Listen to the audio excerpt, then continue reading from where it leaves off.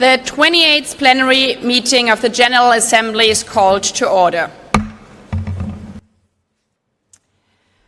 I declare open the World Social Summit under the title the Second World Summit for Social Development.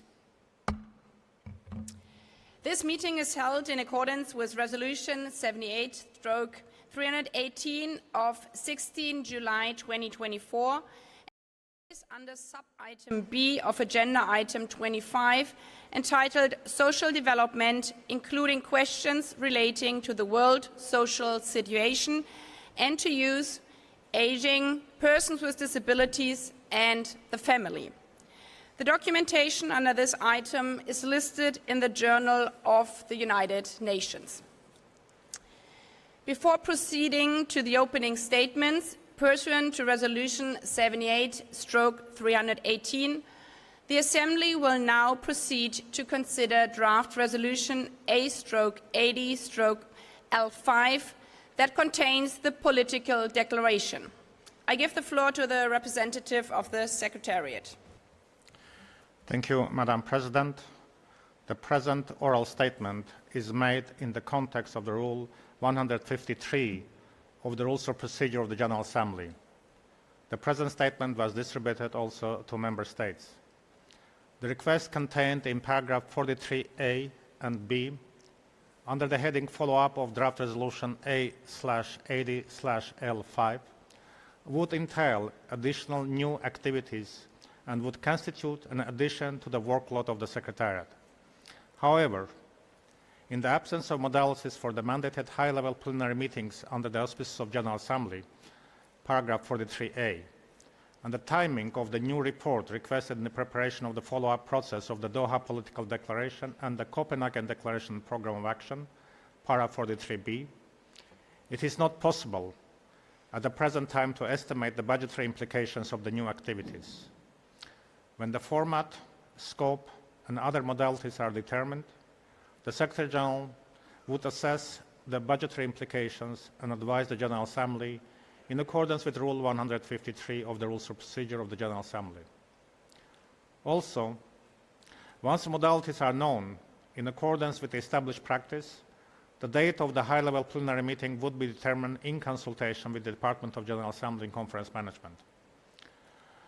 While it is the understanding of the Secretariat that adoption of draft resolution A/80/L5 would not entail program budget implications for 2026, related resource requirements for subsequent years, as applicable, would be presented in the proposed program budget for consideration by the General Assembly in the applicable years.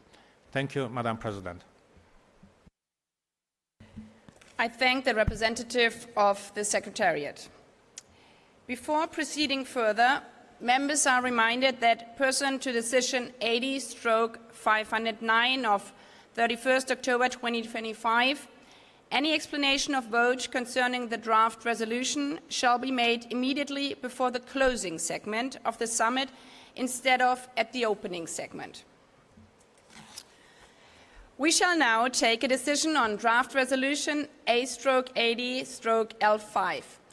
entitled Doha Political Declaration of the World Social Summit, under the title The Second World Summit for Social Development.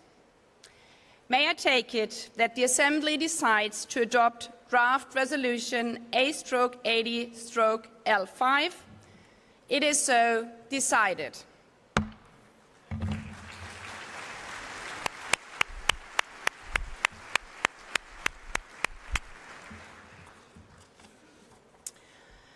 I would like to express my sincere thanks to Her Excellency Sophie de Smet, Permanent Representative of Belgium to the United Nations, and His Excellency Omar Hial, Permanent Representative of Morocco to the United Nations, who ably and patiently conducted the discussions and complex negotiations on this political declaration.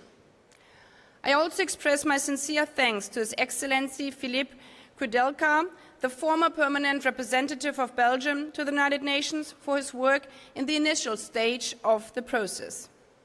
I'm sure members of the Assembly will join me in extending to them our sincere gratitude. I will now make a statement as the President of the General Assembly.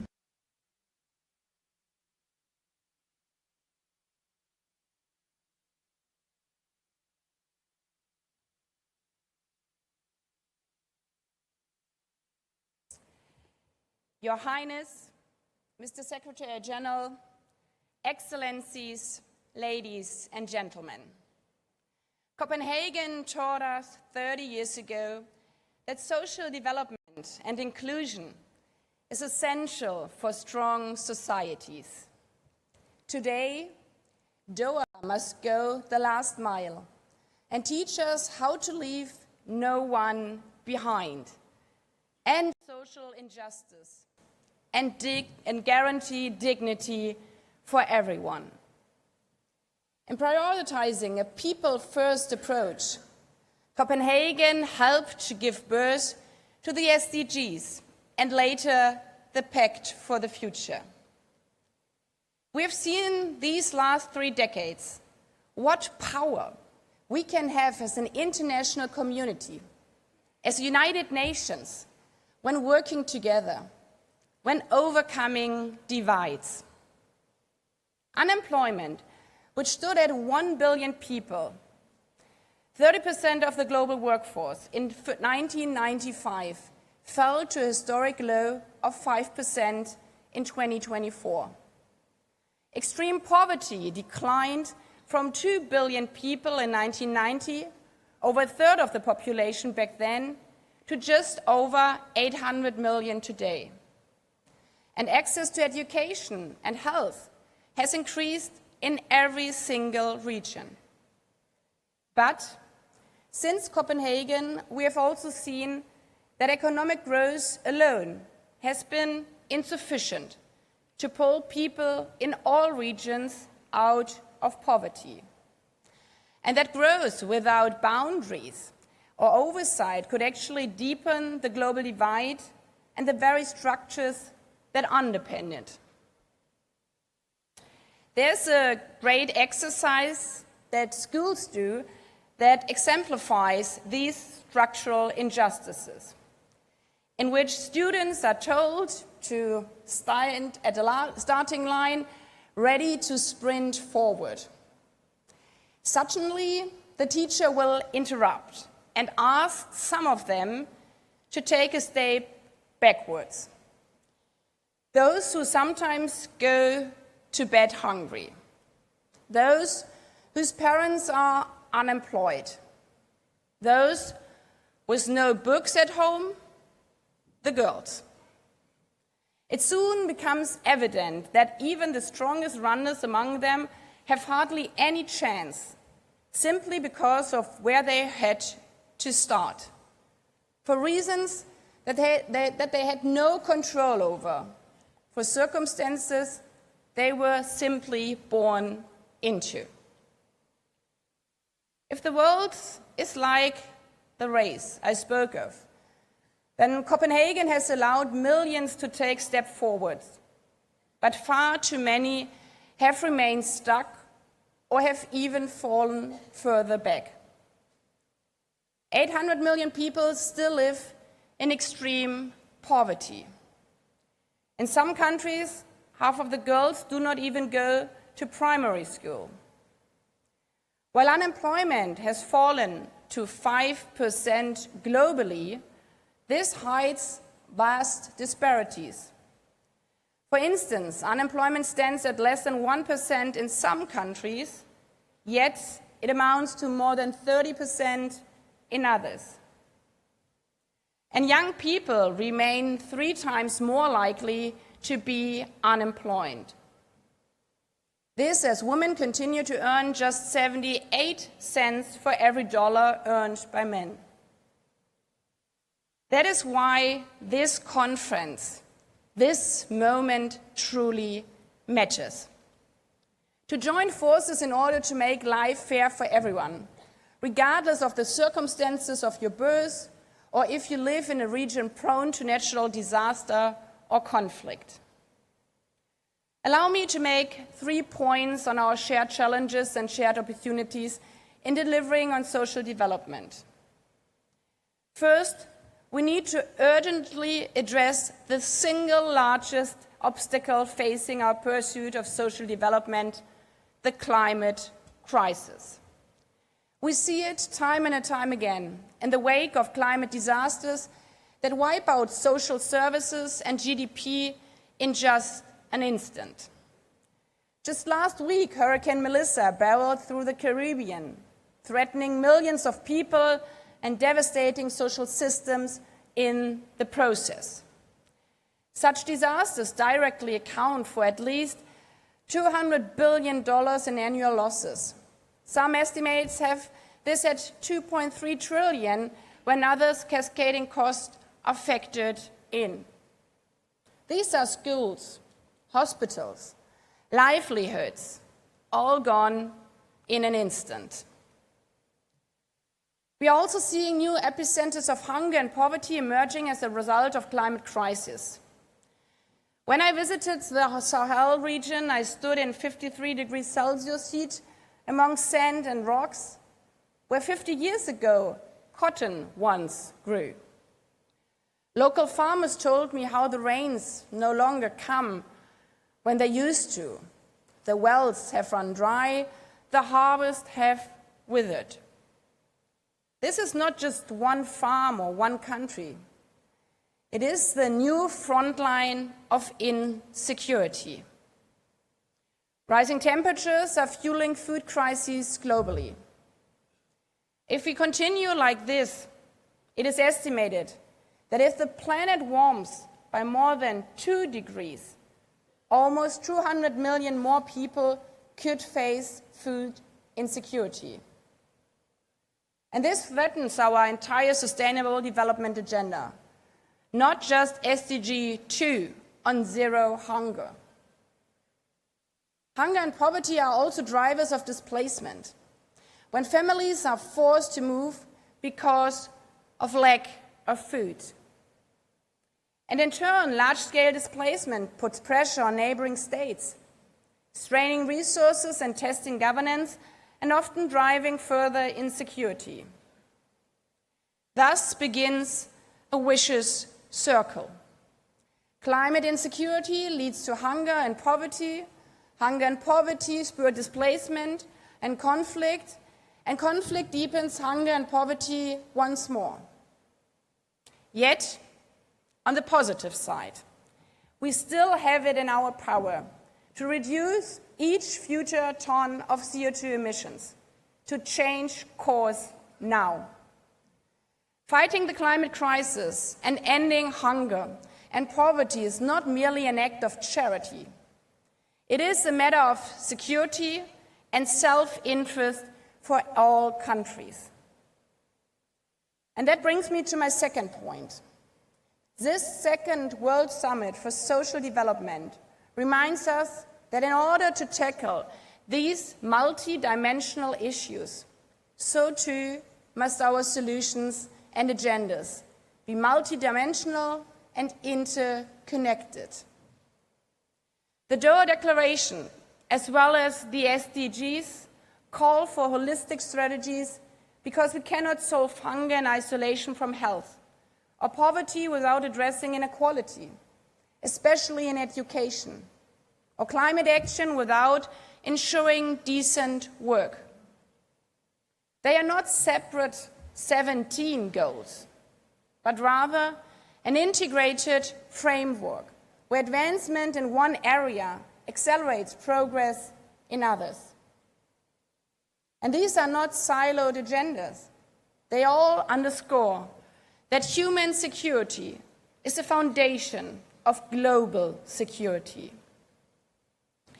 Therefore, our most important task here in Doha, as well as next week at the Climate COP in Belém and throughout the whole 80th session of the General Assembly in New York, is to defend and recommit to this vision and so truly solve these cross-regional issues in a cross-regional manner.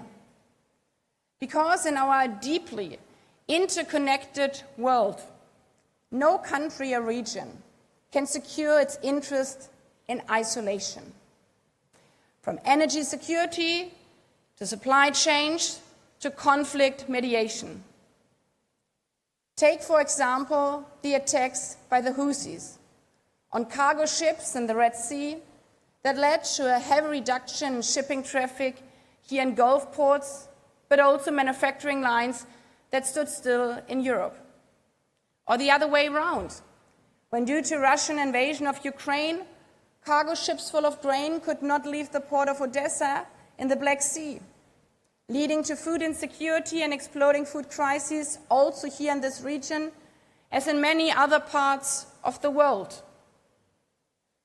These crises remind us that in this race to fight hunger and poverty, we are not competing against each other.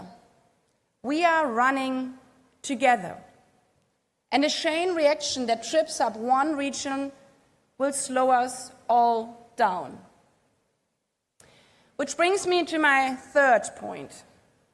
Recommitting to the SDGs means filling the $4 trillion resourcing gap and reflecting these commitments in new trade agreements, in technology transfers, and in partnerships that create truly sustainable growth and not only benefit the few. Because we know that one of the biggest problems is not the money as such, but rather how and where it is invested. We have to ensure that these benefits reach everyone, everywhere. We need to create a global financial architecture that is fit for the 21st century, tackle debt burdens, boost international funds, and remove unnecessary restriction that stifle innovation as outlined in the Sevilla commitment. Public-private partnerships, if done right, can power homes and profits alike, reducing emissions while creating jobs, supporting hospitals, and electrifying schools. Similarly, new technologies hold promise to deliver real solutions, providing another avenue for meaningful engagement with the private sector, but also, at the same time, this holds true if we ensure that new innovations do not repeat old biases. As just one example, when Apple launched its credit card in 2019, its algorithm systematically gave men higher credit limits than women. This was not a technological fluke, i.e. models that learn from societies with deeply entrenched discrimination against women risk amplifying those inequalities even further. But the evidence is clear. Everyone benefits when women are at the top, designing, building, and creating these systems. Equal representation of women will ensure that technology empowers rather than exploits. Again, this is not just a matter of doing what is right or what is just. It's a matter of self-interest for all of us. Having men and women equally at the starting line of our new technological era will produce more innovative and representative products, ultimately increasing their profitability. Men and women from all regions, especially from all developed and less developed countries. Excellencies, ladies and gentlemen, we truly live in geopolitical, challenging and fragmented times. And delivering on this Doha Declaration all together in unity won't be easy. But we should draw inspiration from those students lining up for the race, and even more from the millions out there they represent. They never quit, despite all the hurdles. So too must we. With the declaration just adopted, with the promises we made, to level the playing field for all, once and forever.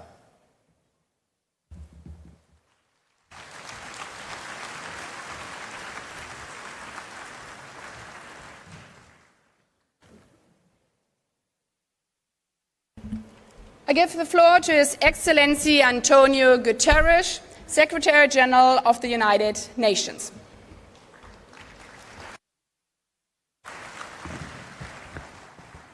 Your Highness, the Emir of Qatar, our host, Madam President of the General Assembly, Your Majesties, Your Highnesses, Excellencies, ladies and gentlemen.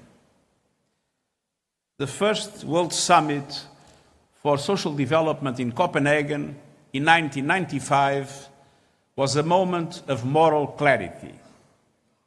It reminded us that true development isn't about prosperity for the few. It is about opportunities for the many, grounded in social justice, full employment, and human dignity. Since then, over 1 billion people have escaped extreme poverty. Global unemployment is at a near historic low. Access to healthcare, education, and social protection has dramatically expanded. People are living longer, and child and maternal mortality have declined. And more girls are attending school, with rising graduation rates for all students. These achievements were the result of actions by the global community to deliver on the promise of the 2030 Agenda for Sustainable Development.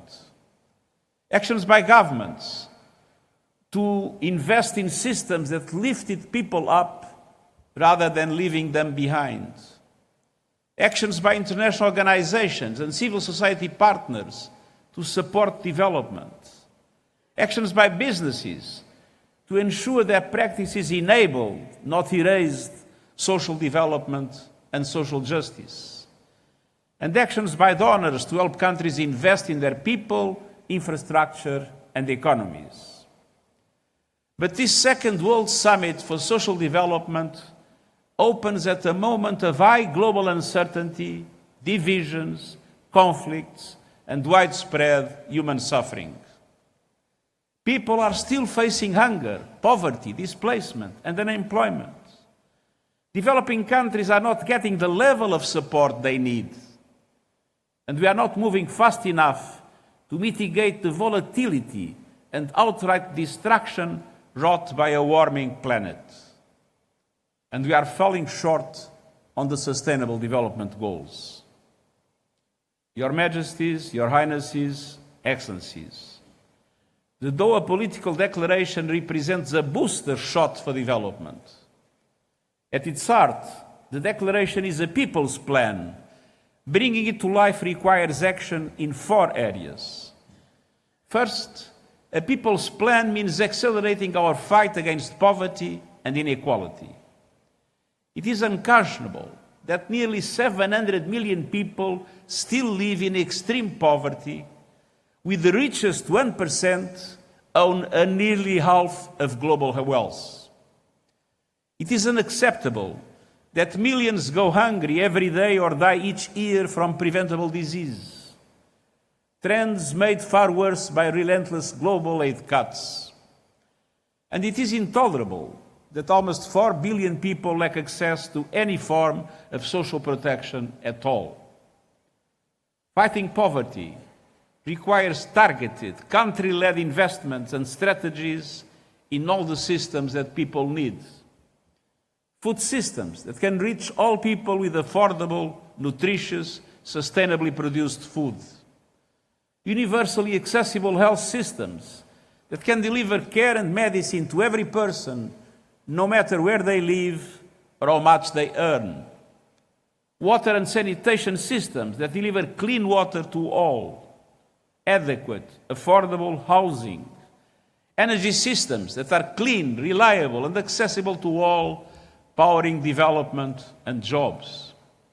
Education systems capable of reaching every child and young person with quality education and skills, underpinned by well-trained and supported teachers. Universal social protection systems that can support people when they need it, and reliable, robust and disaggregated data to track out progress. And progress also depends on investing in the future of our planet. Governments must arrive at the upcoming COP30 meeting in Brazil with concrete plans to slash their own emissions over the next decade, while also delivering climate justice to those on the front lines of a crisis they did little to cause. Just look at Jamaica.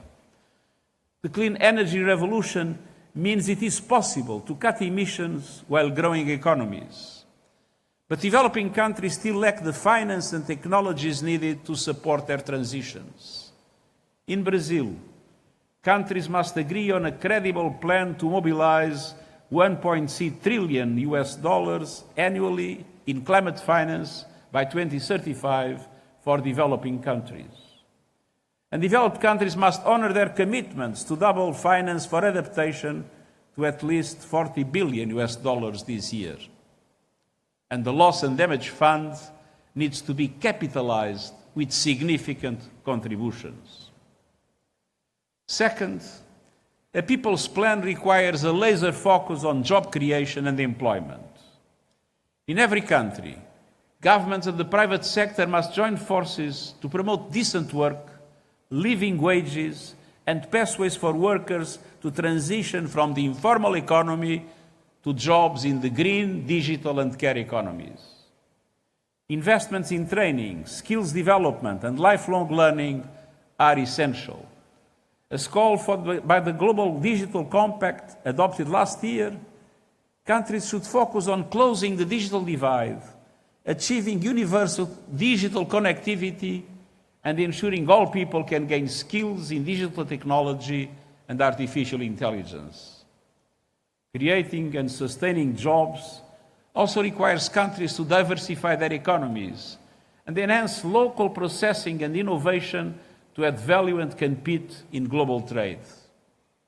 Any job creation efforts must also ensure women have equal access to jobs while increasing support for care economies.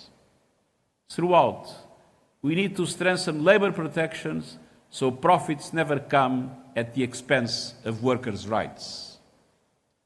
Third, a people's plan requires financing. At June's Financing for Development Conference in Sevilla, leaders committed to unlocking more finance for developing countries. National governments must lead the way by mobilizing their own domestic resources. And we also need to triple the lending power of multilateral development banks that need to be bigger and bolder, and more able to leverage private finance for developing countries. We also need to ease debt burdens with new instruments to reduce borrowing costs and risks and speed up support for countries facing debt distress. The global financial architecture must be reformed so it better represents today's world and the needs of developing countries. Developing countries need and deserve stronger participation at the decision-making table across global financial institutions. And global economic governance must become more inclusive, representative, equitable, and effective. Your Majesties, Your Highnesses, Excellencies. Enfin, un plan Finally, a plan designed for the people to bring them together. Too many people have been left behind, in particular women, minorities, migrants and refugees, elder persons, indigenous peoples, disabled persons and young people. Many are subject to prejudice, threats, poor treatment, and even demonstrable acts of violence, be this at home, in their workplaces, in the streets, or online.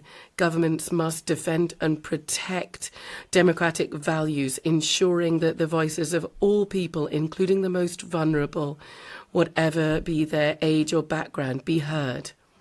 They must continue to lift obstacles to the participation of women, from boards in businesses to political power, and eliminate all forms of discrimination and gender-based violence. There is a need to focus on the needs for a more active presence of women in new technologies. There is a need for AI algorithms not to become bastions of male chauvinism. At all times and in all places, human voices, human rights, at all times and in all places, human rights will remain our compass and will show us the way towards justice and a future peace for all people. Your Majesties, Your Royal Highness, Excellencies, this summit is placed under the sign of hope, hope with collective action. There's a need to mobilize political will and necessary financial resources to pursue the voyage that we have started together and did so 30 years ago in Copenhagen. We have the Doha Declaration, and thanks to this, we are going to achieve this far-reaching plan because humanity is calling for it and deserves it. Thank you. I thank the Secretary General. I invite His Highness Sheikh Tamim bin Hamad Al Thani, Emir of the State of Qatar, in his capacity as host country, to address the Assembly.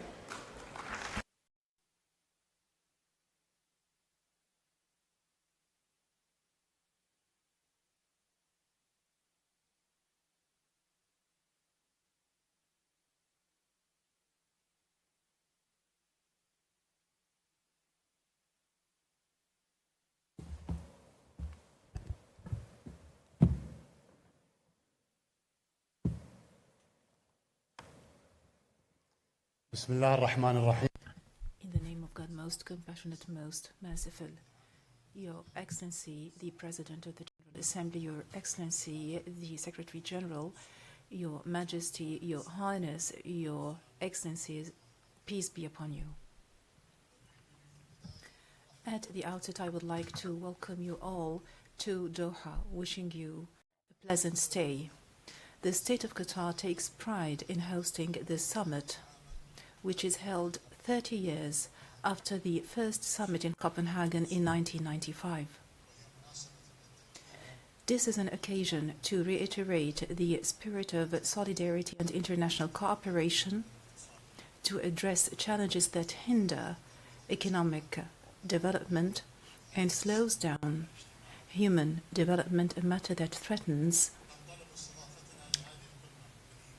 social security. We do believe in the importance of collective work on matters that should not cause divergence. And we are keen to enhance social development and to support international efforts to eradicate poverty, increase job opportunities, and to take all efforts necessary to uphold human dignity to achieve a better and more equitable future for all. In this occasion, we do commend the efforts made by Mr. Antonio Guterres, the Secretary General of the United Nations, which represent his interest in developing the work of the United Nations organization. We would like also to thank the DESA at the United Nations for the efforts made towards the coordination and organization of this summit. Dear guests, social development is not a choice, it's an existential necessity, and whilst we celebrate this year the 80th anniversary of the United Nations, we should take the opportunity of this summit to reiterate and to recommit ourselves to the Charter of the United Nations and multilateral efforts, together with doubling down on our efforts to enshrine social development as a main foundation for security and stability for all. At the national level, the State of Qatar has attached special importance to social development and has achieved clear progress according to the indications issued and published by competent international organizations, and we work on improving the quality of life, welfare, and prosperity, in addition to developing education, economic empowerment, health and family care, as well as social protection.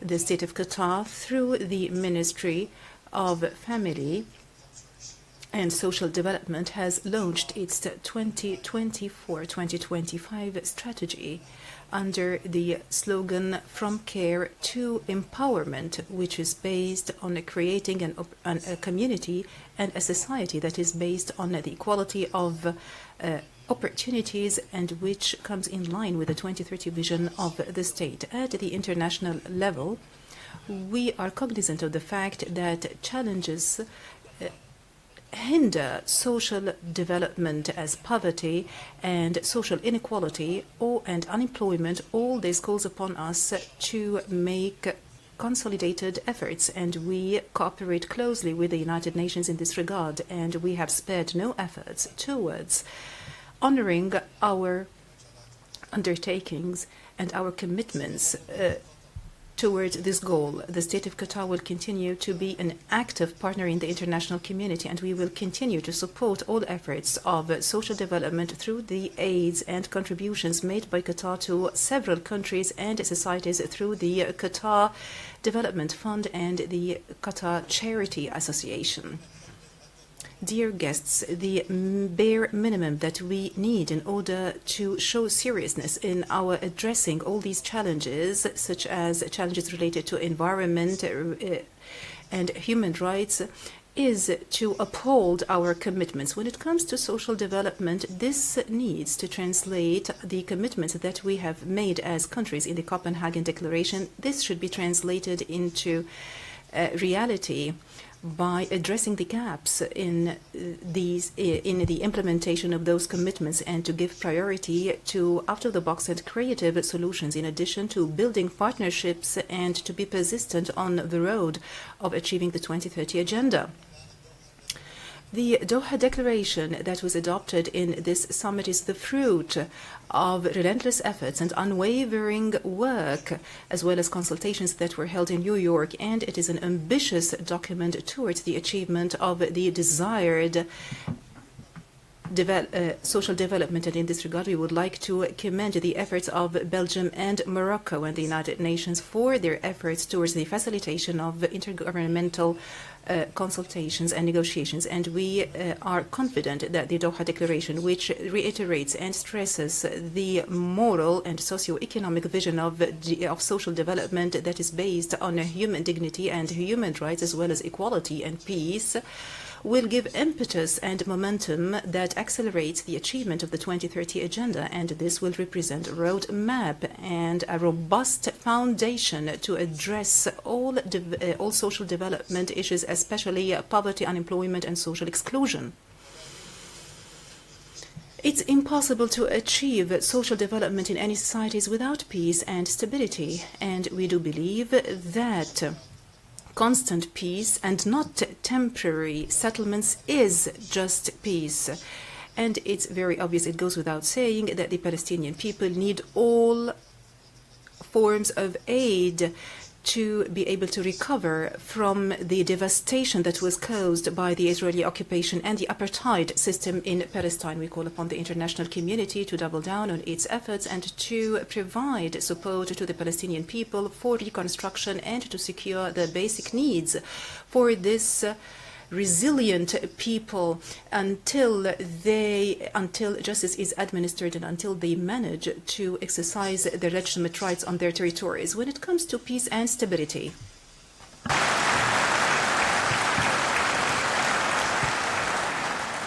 when it comes to peace and stability,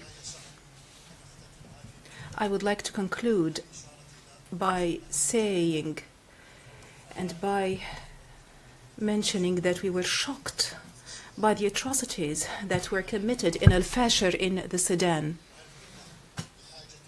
Were we in need for another piece of evidence to recognize that any manipulation of stability in countries will eventually lead to such shocks and catastrophes and carnage?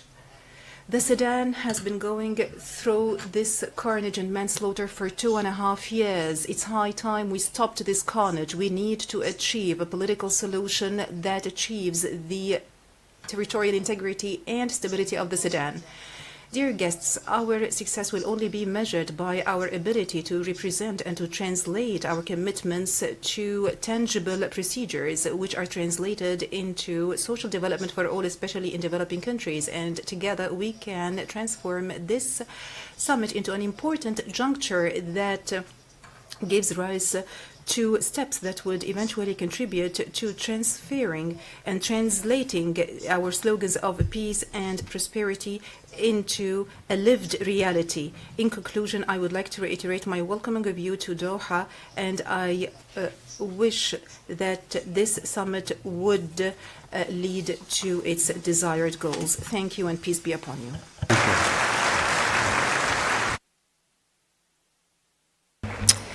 I thank the Emir of the State of Qatar for his speech and for hosting this summit. I give the floor to His Excellency Lok Bahadur Tapar, President of the Economic and Social Council.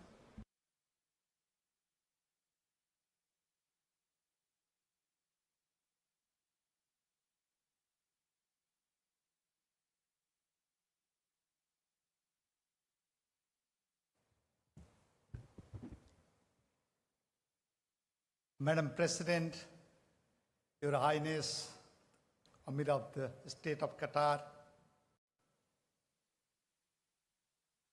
heads of the state and government, honorable ministers, Mr. Secretary General, Excellencies, distinguished delegates, ladies and gentlemen. It is an honor and privilege for me to join in the opening of the Second World Summit for Social Development. I thank the State of Qatar for hosting this summit, and I am grateful to His Highness, the Amir of the State of Qatar, for his leadership and hospitality. I also thank my colleagues, His Excellency Omar Hilale, permanent representative of Morocco, and Her Excellency Sophia De Smith, permanent representative of Belgium, for skillfully steering the negotiation that led to the Doha political declarations. Their work has resulted in a balanced and forward-looking declaration that embodies our shared commitment to advancing social development. Excellencies, since the Copenhagen Summit 30 years ago, the world has seen extraordinary social and economic progress. People are healthier, they are more educated, and they are more connected than ever before. Yet, we are still far from reaching the SDGs. Only 35% of the SDG target are on the track, and governments are grappling with diminishing opportunities for meaningful employment, widening inequalities, and growing insecurities. On this, the Doha Declarations is a milestone. It underscores the urgency of strengthening the social dimension of social development. And it calls for actions on 3 interrelated priorities: ending poverty, ensuring full and productive employment and decent work for all, and promoting social inclusion. Excellencies, over 800 million people still live in extreme poverty. In addition, billions live very close to the poverty line. Even a minor shock, a sudden illness, unexpected expense, the loss of a job, or a climate-induced disasters can send them into poverty. Informal employment continues to affect over 80% of workers in Africa and 70% of workers in Asia.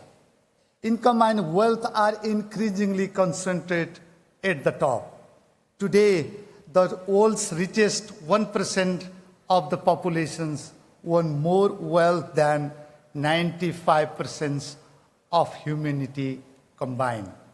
Nearly 2 billion people globally remain uncovered or inadequately protected social protections, without the safety nets that cushion shocks, preserve dignity, and enable resilience in the face of crisis. And societies are increasingly divided and polarized. Confidence and trust in institutions seem to be eroding. Distrust fueled by misinformation and disinformation fractures social cohesion and undermines our ability to achieve the Sustainable Development Goals.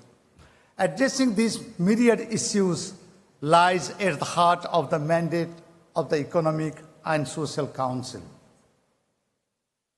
Excellencies, the 80th anniversary of the Council is an opportunity to renew our joint commitment to its enduring values, cooperation among nations, inclusive development, and the dignity of every person. Those principles have guided the Economic and Social Council since 1945. They continue to define our work today. The 5-year review process agreed in the Doha declarations provides an important opportunity to measure progress and renew momentum.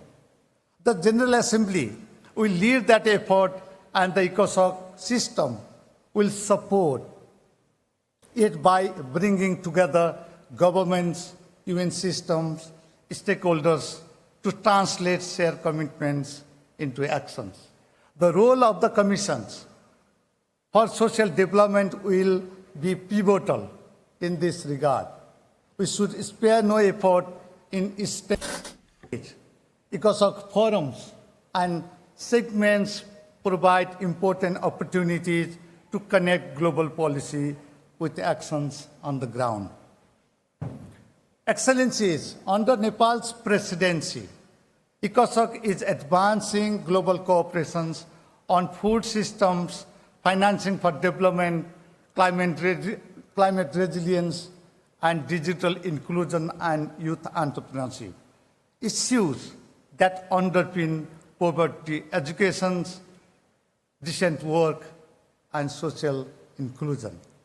Our policy guidance support implementations at the local, national, and regional levels, strengthening the government's efforts.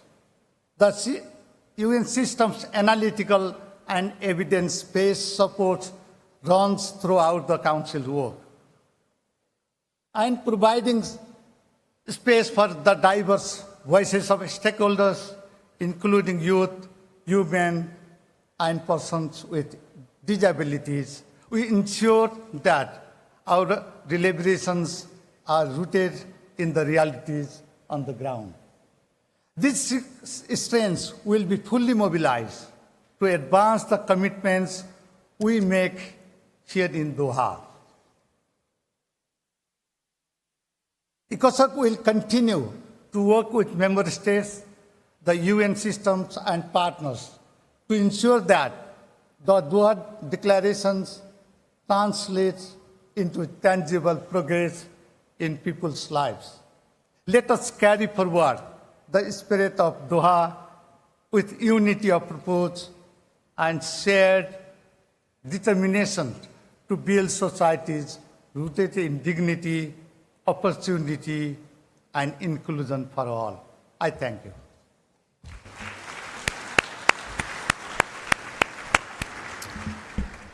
I thank the President of the Economic and Social Council, We've heard the last speaker in this opening segment. Before giving the floor to the first speaker on the list of speakers, delegations are reminded that statements are limited to 5 minutes. I would like to appeal to speakers to deliver their statements at a reasonable pace so that interpretation into the other official languages may be provided properly. As members are aware, pursuant to Resolution 78/318, in addition to the plenary meetings, the summit will have 2 high-level roundtables. The first roundtable will start this afternoon at 3 p.m.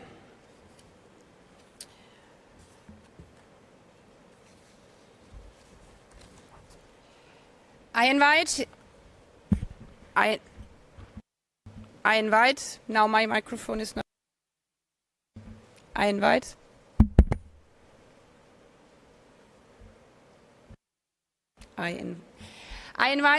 His Excellency Abdul Latif Jamal Rashid, President of the Republic of Iraq, on behalf of the Group of 77 and China, to address the Assembly.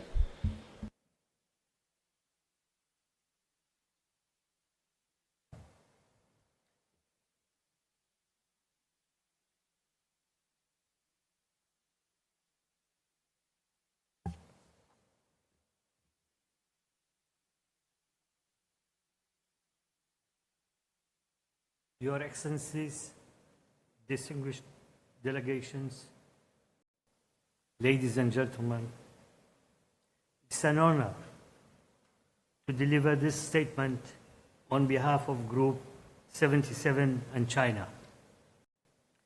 First and foremost, the group takes this opportunity to thank the co-chairs of the intergovernmental process and the permanent representatives of the Kingdom of Morocco and Belgium for their leadership, tireless efforts, and thoughtful guidance throughout this process.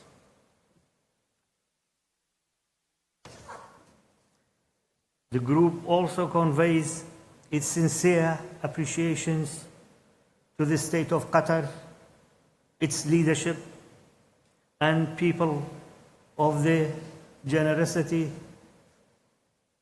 warm hospitality, and excellent arrangement that have enriched our deliberation at this historic summit. We gather today in Doha with great hope that this meeting will inspire concrete progress in advancing the welfare and dignity of all people. As we approach 2030, the international community stands at a pivotal moment, one that calls for resolve to translate our commitments to tangible outcome in the lives of, of all our nations. Though our path and achievements may differ, our shared aspiration for more just and secure world unite us. Let us this summit be a step towards a deeper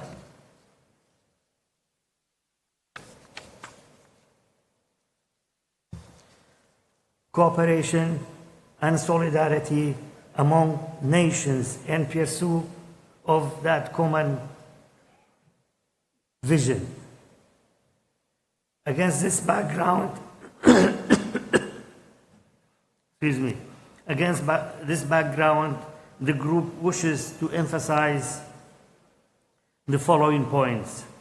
First, we must redouble our collective efforts and place equal emphasis on the 3 pillars of social development to achieve the commitment made 30 years ago.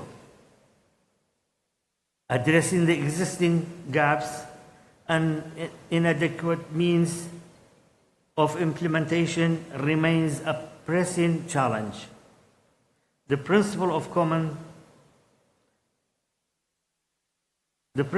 common but differentiated responsibilities must remain central, as the international cooperation and solidarity are indispensable and to addressing these challenges. Second, the group underscores the urgent need to confront persistent social development challenges by reducing uncertainty, inequality, and insecurity, while upholding human dignity, human rights, and fundamental freedom for all. Third, the group welcomes the measures undertaken by member states to promote equal opportunity, inclusion, and social justice, and reaffirm its full commitment to ensuring that all individuals are empowered to participate fully in social, economic, and political life. Fourth, the group welcomes the inclusion of racism as a cross-cutting issue in the outcome text, highlighting the need to stop up our efforts to fight against all forms of racism, racial discrimination, xenophobia, and related intolerances. However, the group regrets that genuine progress in addressing this enduring scourge still falls behind our aspiration. Fifth, the group stresses that migration is an ember of development and recognize the positive contribution of migrants to inclusive growth and sustainable development in countries of the origin. Transit and destination. We acknowledge the importance of addressing the nexus between international migration and social development in a comprehensive and balanced manner. Six, while technology is an essential tool for achieving development goals, access to its benefits remains unequal. The group, therefore, emphasizes the urgent need for concerted action to bridge the growing digital divide. Seventh, the group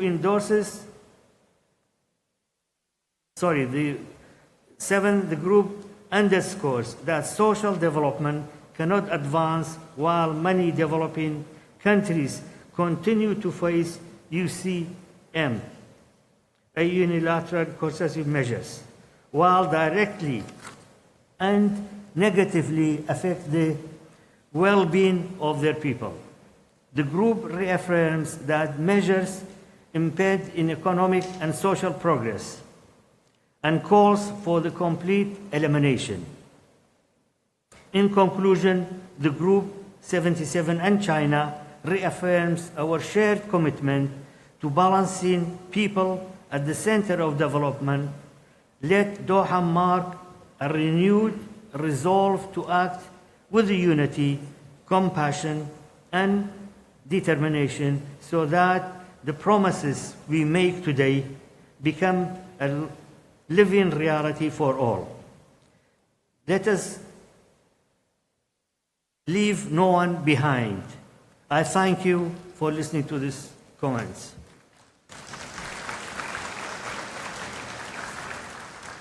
I have the second speech on behalf of Iraq.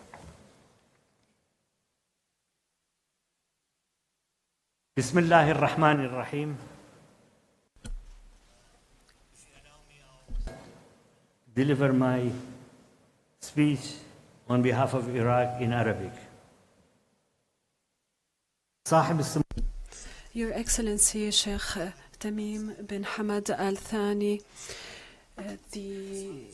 Your Highness Prince of the State of Qatar, Excellencies, ladies and gentlemen, Your Excellency, Mr. Antonio Guterres, United Nations Secretary General, ladies and gentlemen, may the peace and mercy and blessings of God be upon you.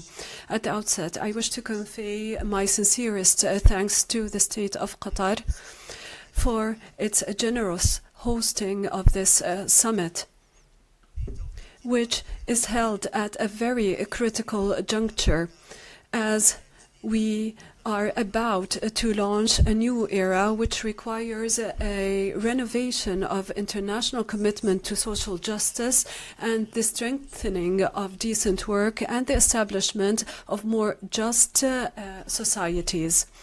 Equally, I wish to address my thanks to the United Nations and its specialized agencies for its unstinting support for member states in their implementation of the 2030 Sustainable Development Agenda and for its active partnership alongside Iraq on our developmental path. Equally, we thank all participating states for efforts made in preparing the Doha Declaration, which represents a quantum leap towards a strengthening, comprehensive, inclusive and sustainable social development at the global level. Ladies and gentlemen, our meeting today under the second summit is held over 30 years since the Copenhagen summit in 1995. It constitutes a new opportunity to review achievements and to proceed with a forward-looking attempt to contain the situation and to preempt the impact of highly complex crises, social crises, climate crises, etc., which necessitate social justice. We firmly believe that investing in humans is the optimal path that leads to justice. Social justice is an existential requirement for decent life. Discrepancy in opportunities, economic opportunities, climate threats, drafts, poverty, etc., all mean that the international community must assume yet a bigger responsibility in upholding the very principles that underpin social justice. In the aftermath of decades of war and terrorism in Iraq, we firmly stand on this path towards social development through reducing poverty, improving education, healthcare, and empowering women and youth, and strengthening the participation by persons with disabilities and the elderly in the public sphere. Iraq, during the recent years, has made major progress in the reform of the social protection system. We moved from humanitarian assistance in times of crisis towards a more sustainable and just system that is underpinned by human rights and social security. Ladies and gentlemen, Iraq ratified in 2023 the ILO Convention 102 on social security floors, thus upholding our international commitments. We made tangible progress in terms of social protection over the last 4 years. Poverty rates have decreased. This is telling of the impact of structural reform in favor of social development. We have expanded the basis of beneficiaries in a tangible manner, which now it reached 140% of those benefiting from social security, in addition to an increase in the amounts dedicated to social security. As we move from support to productivity, we have launched a unified program that benefits tens of thousands of individuals in addition to support to small and medium-sized enterprises. This led to a reduction in unemployment rates and empowered women economically. The social development is a collective responsibility that includes civil society and the youth, particularly as we joined in 2024 the ranks of those countries with a large presentation or portion of youth among its population. This prompted us to improve job opportunities, the development of skills, and the focus being placed on entrepreneurship in favor of youth and women. As to climate change and its impact, direct impact on social development, we suffer from water rarity and desertification. Therefore, we launched the Green Iraq initiative that seeks to address such challenges through various projects of renewed and clean energy.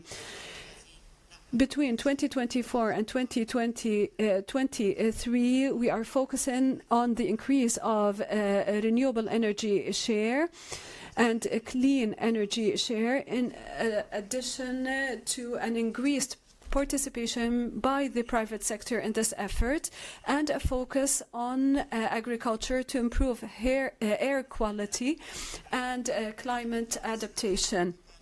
We have also adopted a comprehensive strategy focusing on agricultural infrastructure and the improvement of food quality and diversity to attain self-sufficiency when it comes to food production.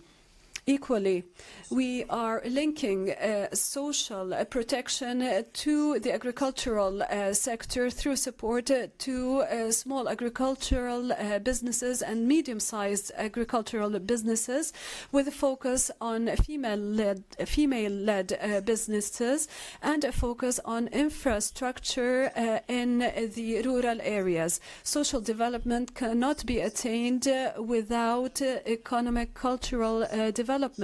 Therefore, we are focusing on good governance and enhancing democratic participation and countering corruption, as these underpin any society that seeks to attain welfare and prosperity.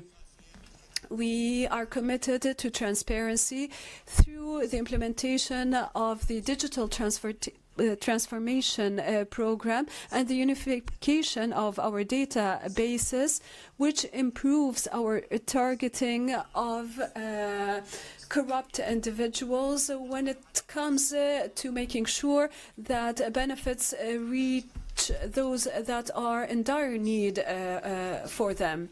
We equally focus on healthcare and health protection, always in line with UN standards and principles.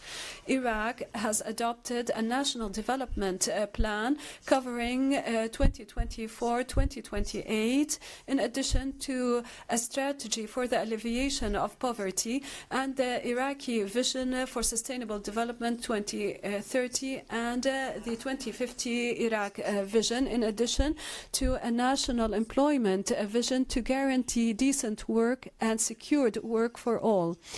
Challenges social development is faced with are well entrenched. These include inter alia, migration, climate change, among others. This necessitates comprehensive and joint work. We have established specialized and ad hoc funds to address such challenges and to support development at the governorate level. Countering poverty, corruption, and other aspects that plague our societies, including illegal migration, drugs, etc., will undoubtedly be conducive towards improving the livelihood and living standards of our citizens around the world. Iraq stands ready to support the international community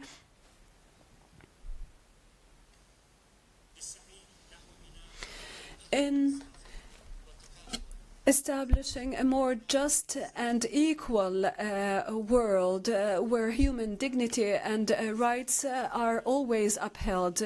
We are fully confident that this summit will allow for such a new just and sustainable social development. We reiterate our thanks to the State of Qatar for hosting this summit and the United Nations for their efforts and the international community for its support.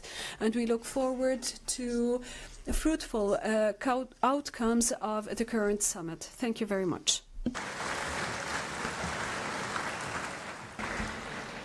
I thank the President of the Republic of Iraq. May I remind delegation again that statements are limited to 5 minutes. There's a timer. I invite His Excellency William Samoei Ruto, President of the Republic of Kenya and Commander-in-Chief of the Defense Forces, on behalf of the African Group, to address the Assembly.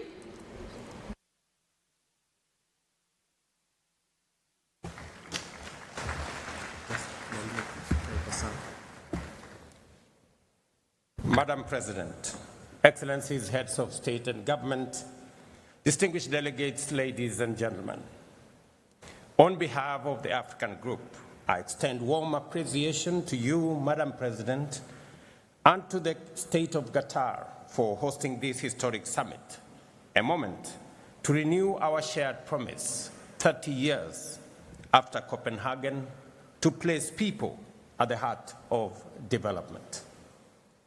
We associate ourselves fully with the statement delivered by the delegation of Iraq on behalf of the Group of 77 and China.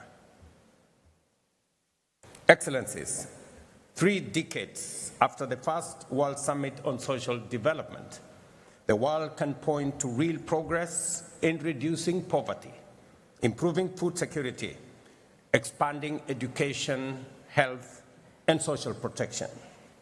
Yet, persistent and widening inequality within and among nations continue to erode these gains.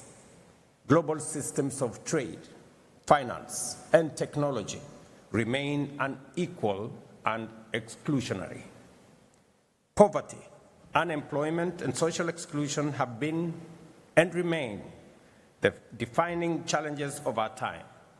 Confronting them is not charity, it is justice for humanity. Across many sub-Saharan and sub-regions in Africa and Western Asia, hunger is rising, growth is slowing down, and vulnerability is deepening. Health and education systems are under strain, and energy deficits hold back opportunity. Beyond income, inclusion depends on access to essential services that empower individuals and protect dignity. Universal access to affordable and quality health care is not a luxury. It is a right for every human being. Housing insecurity, manifesting through homelessness, overcrowding, and substandard shelter, continue to breed inequality. As housing costs outpace wages, affordable housing must become a cornerstone of social development. Informal and precarious employment remains yet another of the gravest obstacles to stability and growth, particularly in low and middle-income countries where millions live close to the poverty line.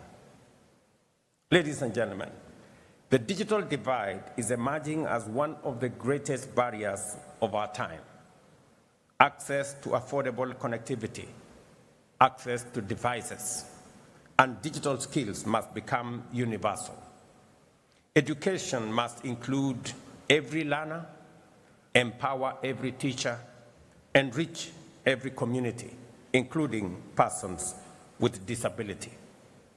As Africa, we believe that transforming informal sectors, enhancing productive capacity, and expanding access to global markets requires stronger international cooperation in line with the Addis Ababa Action Agenda and the right to development. We therefore call for comprehensive reform of the international financial architecture to make it fair, transparent, and responsive to the needs of developing nations and its people. We urge decisive action on debt distress and progress towards United Nations Framework Convention on international tax cooperation. We also underscore our call for a UN Convention in sovereign debt. Distinguished colleagues, the Copenhagen Declaration gave us a timeless framework built on 3 pillars: the eradication of poverty, decent work for all, and social integration. Grounded in equity, solidarity, and human dignity, these pillars remain our compass.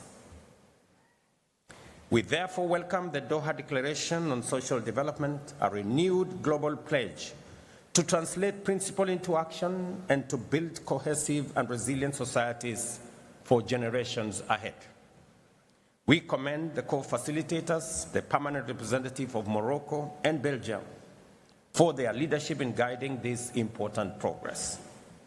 This summit, distinguished colleagues, must rekindle genuine dialogue, restore trust, and reaffirm multilateralism as the anchor of collective progress. We must amplify the voices of those living in poverty and vulnerability and ensure that developing countries, most of them in Africa, are fairly represented across all multilateral institutions.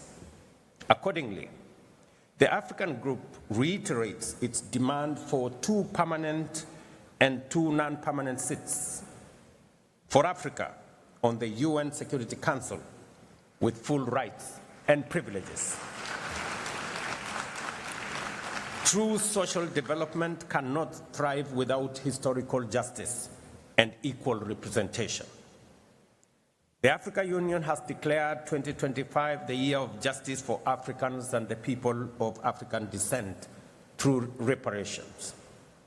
This is a defining step towards justice and healing for Africa and its diaspora, calling for accountability for the crimes of slavery, colonialization, apartheid, and exploitation that caused lasting human and environmental harm. We also reiterate the importance of the high-level General Assembly meeting in September 2026 to mark the 25th anniversary of the Durban Declaration and Program of Action and invite all partners to support its successful implementation within the second decade for people of African descent. Together, let us envision a future that is inclusive, resilient, and just.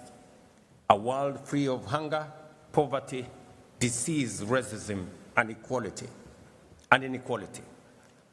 A world where prosperity is shared, the digital divide is bridged, and trust in multilateralism is renewed. I thank you. Allow me, Madam President, having just addressed this assembly on behalf of the African Group, I now have the honor, with your kind indulgence, to deliver Kenya's national statement. In the years since Copenhagen, the world has made tremendous advances in science, technology, and innovation, transforming lives and transforming economies. Yet amid this progress, poverty, inequality, unemployment, and social exclusion persist, and in far too many places they have deepened. In Kenya, through our bottom-up economic transformation agenda, we have charted a deliberate roadmap to confront these challenges head-on, and I am proud to share a few of its key highlights. We recognize that education is the most powerful equalizer in society. That is why Kenya has fully transitioned to the competence-based education and training system that emphasizes practical skills, innovation, and lifelong learning. Equally, to make higher education equitable, we introduced a student-centered funding model that guarantees access to quality education for every learner, regardless of their social or economic background. In 3 years, we have hired 76,000 new teachers, a number that will reach 100,000 by January 2026, improving the teacher-to-learner ratio from 1 to 45 to 1 to 29, putting us on course to meet UNESCO's 1 to 25 benchmark by 2027. We have also rapidly expanded technical and vocational training institutions across the country, ensuring that learners gain market-ready skills aligned with the needs of industry and entrepreneurship. Beyond education, we're empowering citizens economically through initiatives like the Financial Inclusion Fund, popularly known as the Hustler Fund. To date, the fund has disbursed Kenya shillings 80 billion, an equivalent of US dollars 615 million, to 26 million Kenyans. It now accounts for more than 9.5 million repeat borrowers, including 5 million individuals who have successfully restored their creditworthiness through consistent repayment, enabling them not only to re-enter the formal credit market, but also access higher borrowing limits and better financial terms. At the same time, together with partners, we are launching programs such as the National Youth Opportunity Towards Advancement Project. Over the next 5 years, it will reach 1 million young Kenyans, training them in skills that are on demand, financing startups, and enabling access to government procurement opportunities. We are equally committed to protecting the most vulnerable members of our society, including the elderly, orphans, widows, and persons living with disability. Through our National Safety Net program, commonly known as Inua Jamii, what began as a modest monthly support to 500 households has now expanded to reach more than 1.7 million families across the country.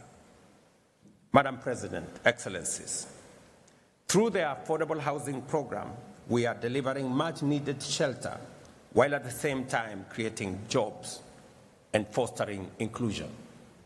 Today, over 230,000 housing units are under construction nationwide, employing more than 340,000 Kenyans and expanding opportunities for local artisans and small businesses.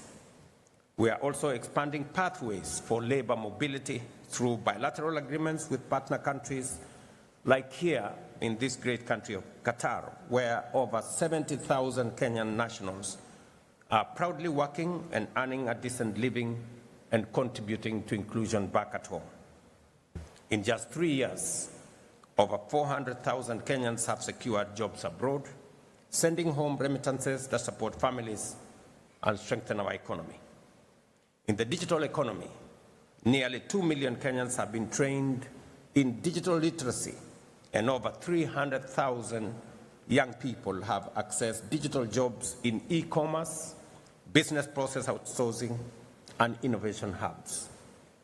Through reforms in health, ladies and gentlemen, the number of Kenyans with medical insurance has grown from 8 million in 2023 to 27.2 million today, ensuring that no one is denied health due to inability to pay. In summary, Excellencies, Kenya's experience affirms that people-centered policies deliver transformative results. Yet, in an interconnected world, national action alone cannot overcome global inequalities. It is therefore incumbent upon us today to stand together with renewed resolve to confront and dismantle the entrenched structures that enable global exclusion and perpetuate inequality. Regrettably, Madam President, I note that this Doha summit convenes at a time when global solidarity is in advancing social development has weakened considerably. 30 years ago, in Copenhagen, the world spoke with one accord and acted with common purpose. Today, however, that sense of shared conviction has significantly dimmed. Faced with new and complex crises, from climate shocks and conflict to unequal trade and debt distress, nations are too often divided by competing interests, inward-looking nationalism, and short-term calculations. We witnessed it in the inequitable distribution of COVID-19 vaccines, in the unmet pledges in the climate finance, and in global systems that privilege power over partnerships. The consensus that once bound us together in Copenhagen is fraying. The world risks retreating into isolation at a time when cooperation should be a priority.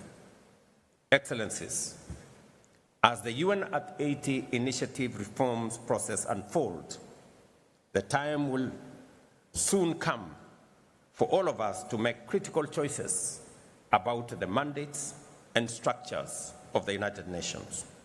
In doing so, we must resist the temptation to elevate one pillar of the UN at the expense of others. The United Nations was founded on a holistic vision of delivering global peace and security, human rights, and development.